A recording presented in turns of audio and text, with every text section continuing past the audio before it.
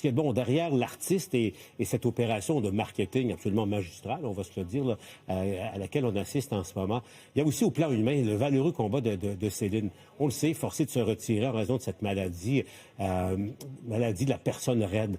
On va en parler avec Dr Julien Cavana. Vous savez, Dr Cavana est professeur assistant en neurologie à l'Université Emory à Atlanta. Bonsoir, Julien. Merci d'être avec nous Bonsoir, Paul. Au bilan. Parce que, bon, moi, je le dis, c'était une maladie plutôt inconnue pour la plupart d'entre nous avant que l'on sache que Céline en était atteinte. Dites-moi, êtes-vous surpris qu'elle puisse effectuer un pareil retour avec un tel battage et une telle pression autour d'elle qui vient avec?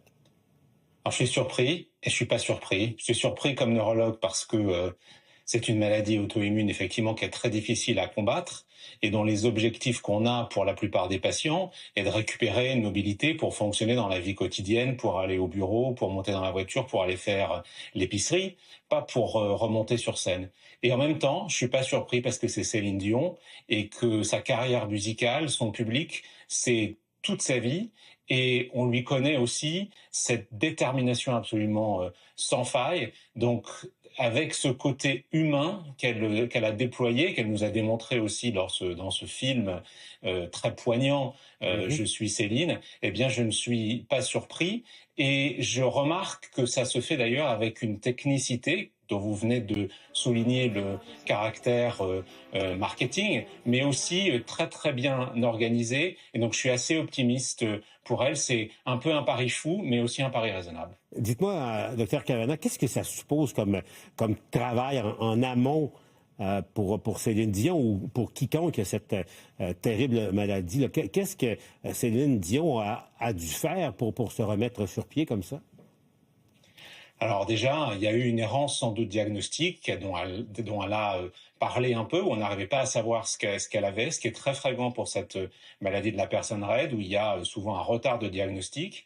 Et puis, il y a eu tout un traitement symptomatique pour relâcher ces muscles qui sont pétris de spasmes, comme on le voit dans le film. Et puis, un traitement immunitaire aussi pour combattre la maladie, puisque c'est une maladie auto-immune qui s'attaque à certains neurones du cerveau et de la moelle épinière, et donc il faut aller à la source du problème auto-immun pour essayer de l'améliorer. Donc elle a dû passer par toutes ces étapes, et puis une étape générale de rééducation avec sans doute de la physiothérapie, de la kinésithérapie, de la thérapie occupationnelle, et évidemment dans son cas, de l'orthophonie et du coach vocal pour réussir à récupérer sa voix.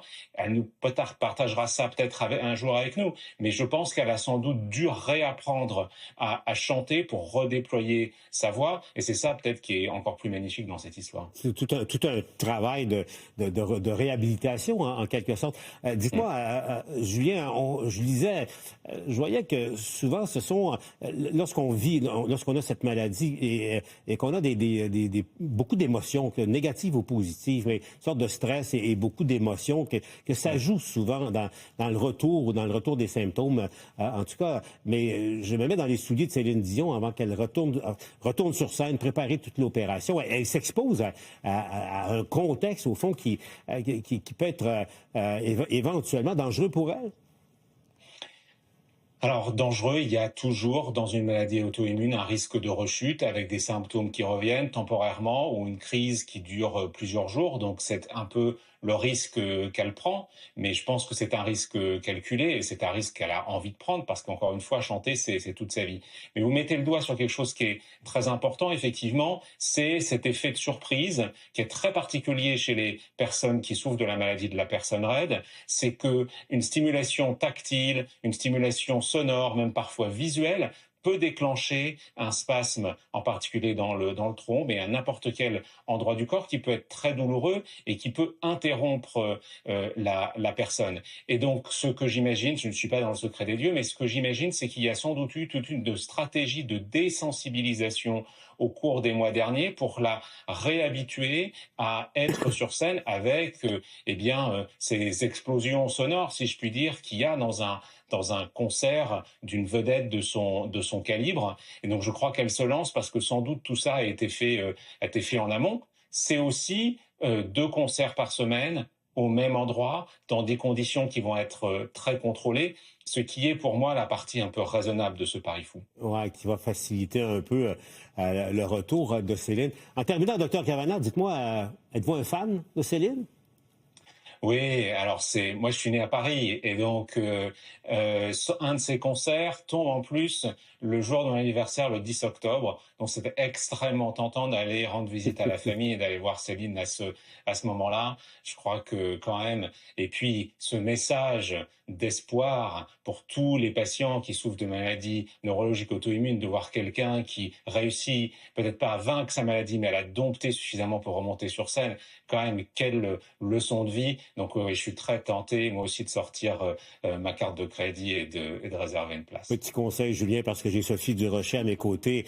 Ne perdez pas une seconde, je vous laisse aller et tout de suite allez vous inscrire parce que le mouvement est planétaire en ce moment. Julien Cavanagh, toujours un plaisir. Merci d'avoir été avec nous au bilan. Merci Paul, à bientôt.